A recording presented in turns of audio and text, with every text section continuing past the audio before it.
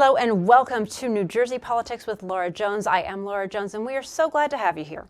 Today on the show, the new chair of the Assembly Housing Committee, Assemblywoman Yvonne Lopez, a Democrat. She represents New Jersey's 19th legislative district, which covers parts of Middlesex County. And we're going to be discussing her path to becoming an elected official, plus getting into rental assistance, home ownership, and resources available for New Jerseyans. First, State Senator Shapizi. She's a Republican representing New Jersey's 39th legislative district, which covers parts of Passaic and Bergen counties. She's a vocal opponent of New Jersey's new sex education curriculum that goes into effect this fall. Senator Shapizi, thank you so much for joining us. Thank you for having me. Now, you've recently spoken about this new curriculum and you've made materials public on your social media. So can you tell us a little bit about what's in the upcoming curriculum? So we had a couple of concerned parents reach out to our office and sent us links that they were provided during a Board of Education meeting. I'm a mom of a 10-year-old and 18-year-old, and so I was very curious myself, and I started going through everything. And I'm somebody who's very open-minded, has open communications with my children on a whole host of subjects. And I candidly, I was stunned at the cringy level of detail, even for the youngest of children, that was put forth in these model instructions that were created, as a resource for schools. So as early as kindergarten, first grade, really kind of graphic with drawings and kids having to identify various parts. I think that, we've gone so far in, what we're doing that you're going to actually confuse little kids. These are children who believe in the tooth fairy and Santa Claus and everything else. And it's, for fifth grade, links to resources that teachers are being encouraged to give children for additional information, and including a website called Amaze. And so I went on to the Amaze website. It linked me immediately to their YouTube channel.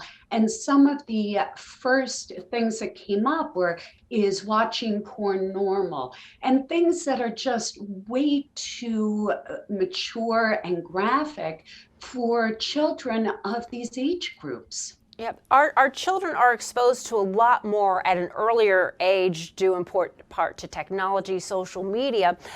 Aren't parents able to say, when my kids were in fourth grade, I got the letter that came home that said, hey, we're going to be talking about X, Y, and Z. If you don't want to participate in it, you can just opt out. Why can't parents just opt out?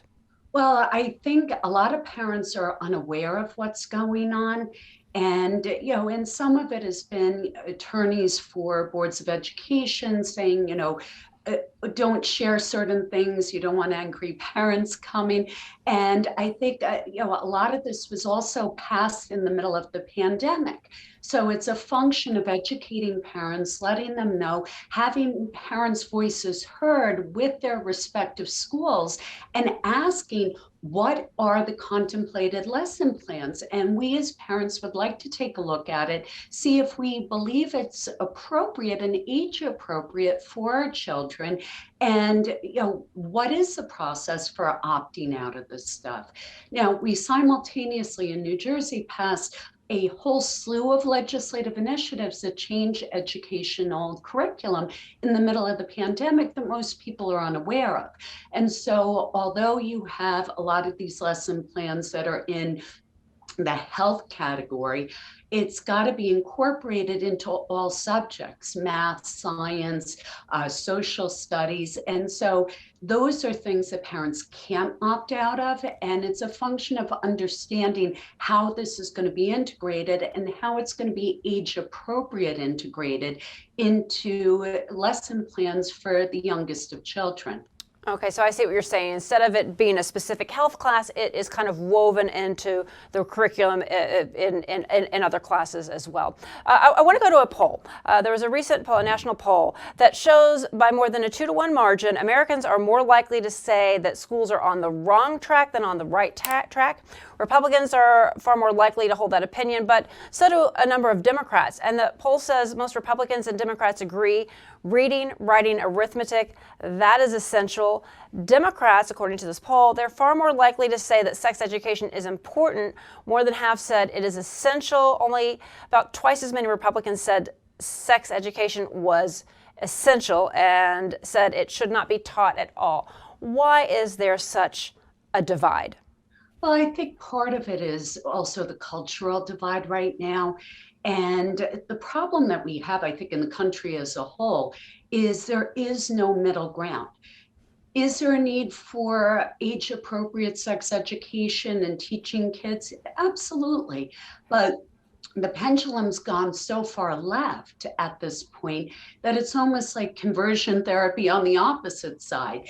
And I think that we need to come to a middle ground. We need to come to, what is an age appropriate type of thing. We need to provide resources for the small percentage of kids who truly are LGBTQ or who may be transgender. But I think we've gone so far to the other extreme that we're now going to confuse children. And we forget that girls can be tomboys, boys can be effeminate, kids can play with, dolls or, want to play on like the boys team if they're a girl. That doesn't make them transgender. And, my concern is that we are attempting to, really kind of do this broad brush that, there is no gender anymore. And I think that's wrong.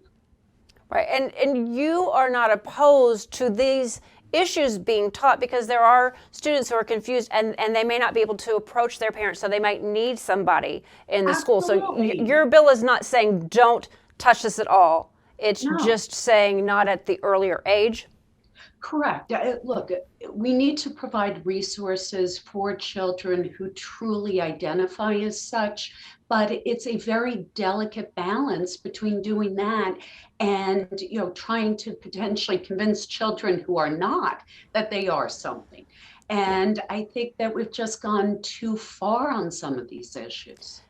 And also, there are a lot of mental health issues because a lot of students have been robbed of certain milestones of dancing, of dances, homecomings, graduation. So you've got a lot of mental health. So a lot is falling on the schools for better or worse. Now, I know some Republicans, including State Senator Joe Panacio, he's proposed a series of bills essentially to create more transparency in schools, especially with the curriculum. So what type of impact do you think these bills could have if they're passed?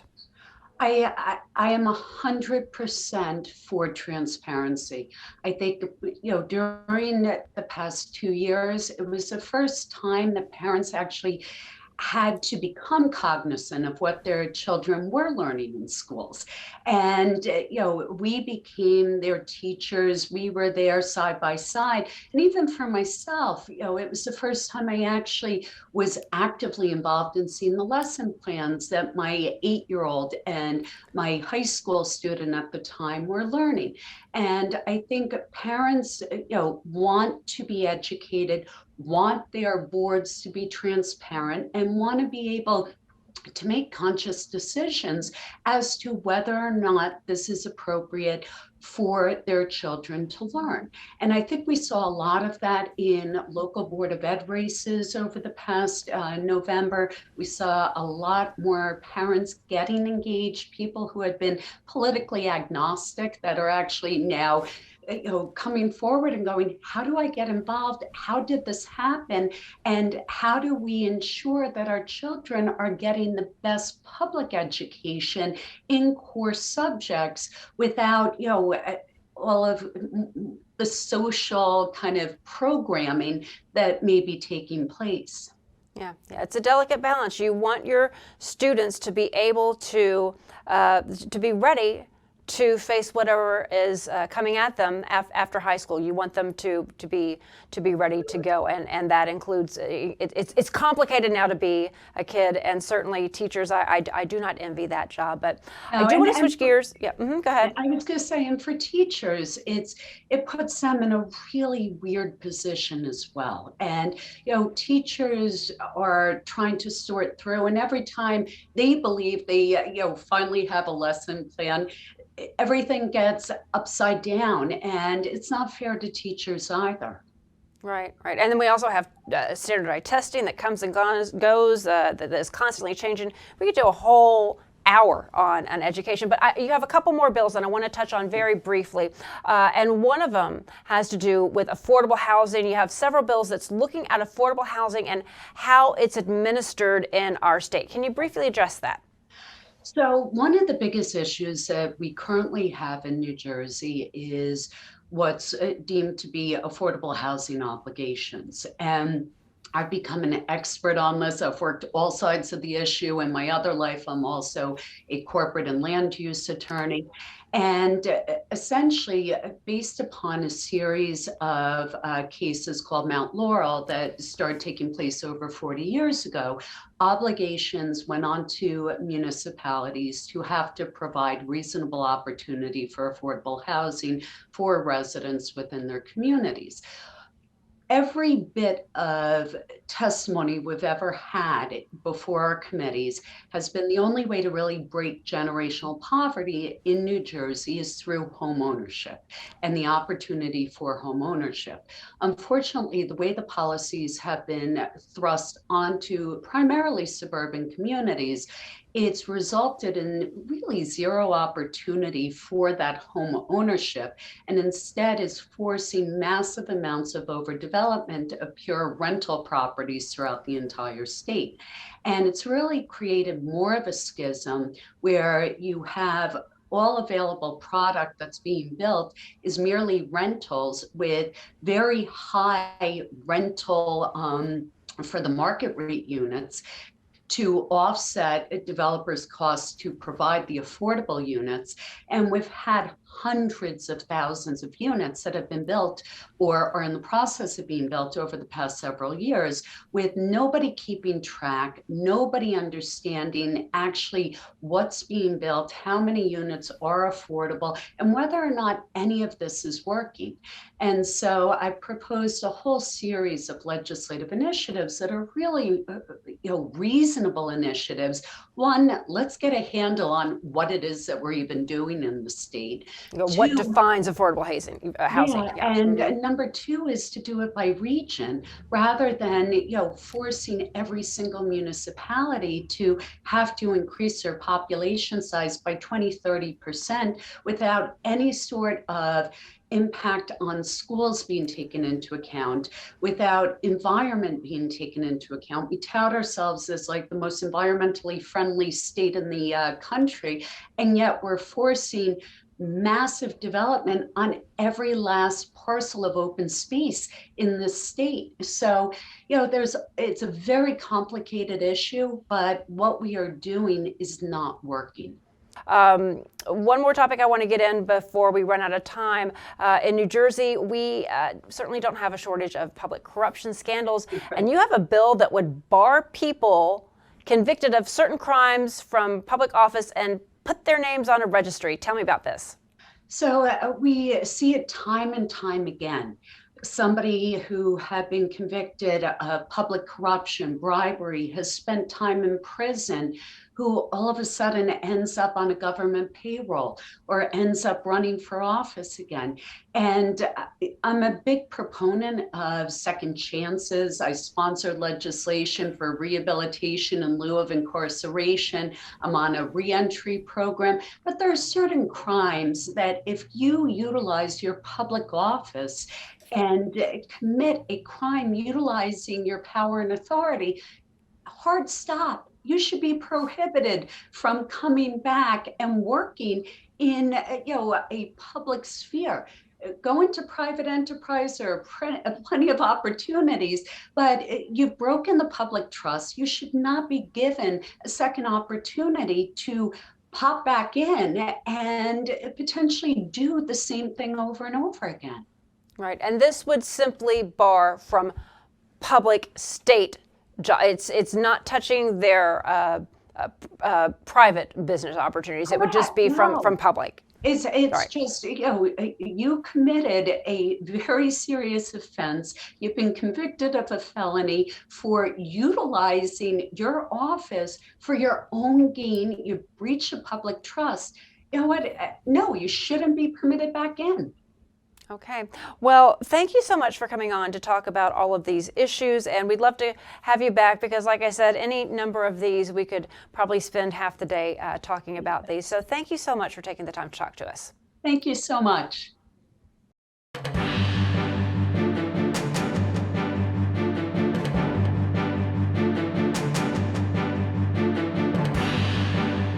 We're going to continue talking about housing, affordable housing, with our next guest who is standing by. Assemblywoman Yvonne Lopez, thank you so much for joining us. It's good to have you here. My pleasure, Laura. Thank you for having me. Absolutely. You are the chair of the Assembly Housing Committee. So can you talk to us a little bit about that and what you focus on in that role? I was in banking for 20 years, and my role was vice president of community relations and philanthropy. And I managed New York, New Jersey, and Connecticut. I had, super large staff. And one of the programs within community relations was home ownership. So the bank would partner with nonprofits throughout the state, and they would promote the program. We would come in, and our staff would educate the local residents about their first-time home buyers program, which was, no down payment, 2-3% interest rate. It was lovely. And so then I, in 2011, became the CEO of the Puerto Rican Association for Human Development, also known as PROD.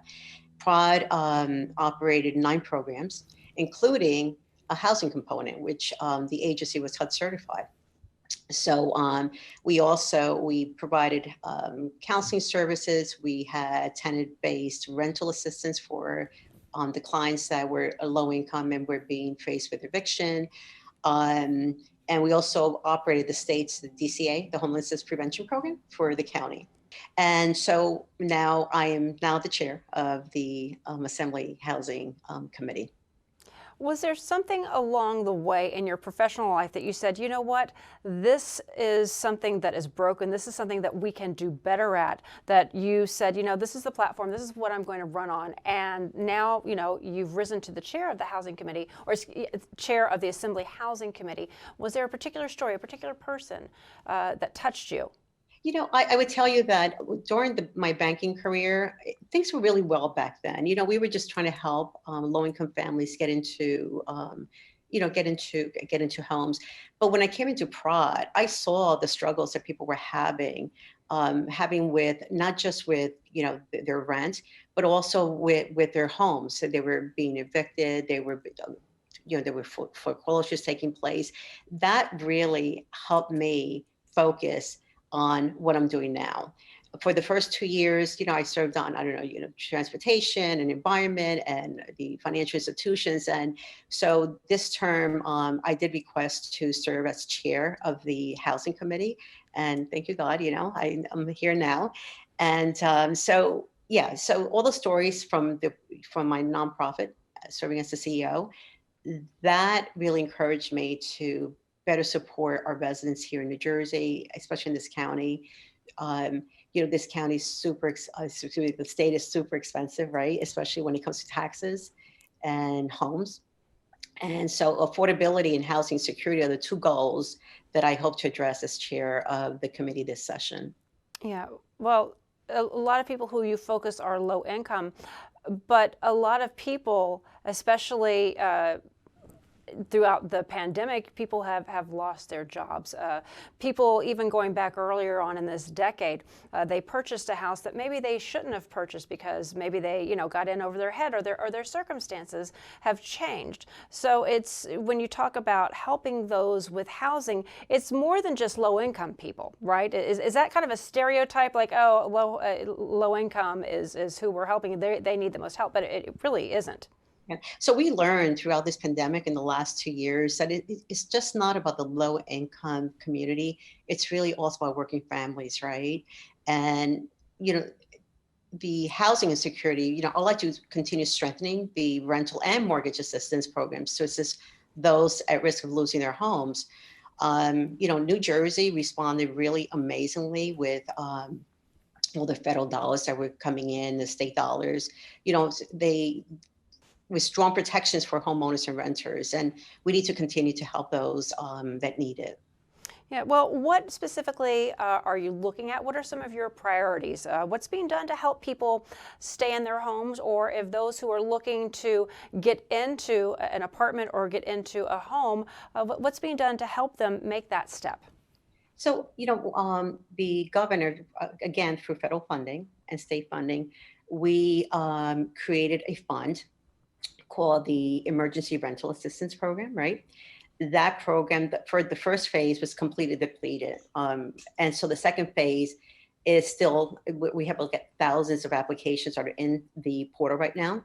And then we also received $350 million from federal funds for the Emergency Rescue Mortgage Assistance Program. And so mortgage holders now, if you're behind in your mortgage or your taxes, you're able to qualify up to $35,000 in federal funding, which I think is amazing. And the program is still on, it's still going on. I encourage everyone to please apply. And even with the rental assistance program, the program is still available and still providing rental assistance. A lot of times it's a really vicious cycle. Somebody gets behind for whatever their circumstances are, and it is so hard to catch up. And they may not know what resources are available. So if somebody is finding themselves behind, they can't afford, they're, maybe dealing with one person at a bank and they're not getting anywhere, and they're thinking, I don't know who to turn to. Who do they turn to? What steps can they do if they're having difficulty? Well, they have options. You have one or two. Either you go online to the state website, or you can call your legislator. And I would tell you that we have worked so hard, especially with unemployment too. we got thousands of cases, our offices, but you call your legislator, and you call your legislator and you ask them, can you please help me apply for rental assistance, help me apply for the emergency rescue mortgage program. Again, just last night, I was on the phone with someone who was having a difficult time with the state. And so I referred that person to someone within my office. And this morning, they're getting that support. My side person is actually calling the state, wanting to see where this person is in the portal, because he just can't get through and he's having a difficult time. I think a lot of people, they do get frustrated, and you don't always think, oh, let me call my local representative. A lot of people don't even know who their local representatives are, but there's an Office of Constituent Services that can help with any number of issues. And I don't think people really know about that. So are you looking, as part of your role, to make sure, not just in your district, but all over, people know, hey, those you elected to represent you can possibly help you, or at least maybe cut through some of the red tape? Yeah, what I would tell you also is that we do, so Senator Vitale, Speaker Coughlin, and I, we do the best that we can to inform our residents, especially here in our district, but not just the district, but throughout the state. We are constantly on social media. We are doing interviews. We are talking to our residents, letting them know, listen, if you need help, call our office or you call us and we can refer you to the person that represent you and your district. And I would tell you that, it's just we do fantastic work, the three of us. We try as much as we can to promote the work that we're doing, to promote the programs that are available at the state level, to promote the programs that are available at the county level. And we're just trying to do the best that we can to get the word out. Right now, everything seems to be more expensive, from your grocery bill to your utility bills. So what kind of message do you have for those who may be watching, who are just thinking, I don't know where to turn. I don't know if I'm ever going to get myself out of this cycle. What kind of message do you have for those people? The message is, watching. If you are behind in your utilities, call the state. If you are behind in rent, communicate with the state, or again, your local district person, right? Whether it's an assembly person or a senator. If you're behind with water, we have now a water fund as well. And so my recommendation is, number one, connect with the state. You can go into the state website, and there are different portals and different programs. And if you're having a difficult time, then just research and Google who is my local representative and call that office. And again, also with unemployment, we were inundated with unemployment calls, and we did a really good job. Good job for probably 95% of our constituents in our district. Amazing job. Okay. Now, Assemblywoman, there was one other thing that you were wanting to mention as well. Yes. So I wanted to mention the website for the state is nj.gov. And when you go into that website, there are a ton of different programs. So if you type in utilities, you'll get a utility program. If you type in rental assistance, you'll get the rental assistance program. If you type in the mortgage program, water, yes. So go online, and if you can't get through online, just pick up the phone and call your local representative. There is help. Right. Thank you so much for taking the time to talk to us about everything that is available and your journey, how you got to the state legislature. Thank you so much. I really appreciate it. Thank you, Laura. And that will do it for today. I'm Laura Jones. Thanks so much for watching New Jersey Politics. We look forward to seeing you back here next time.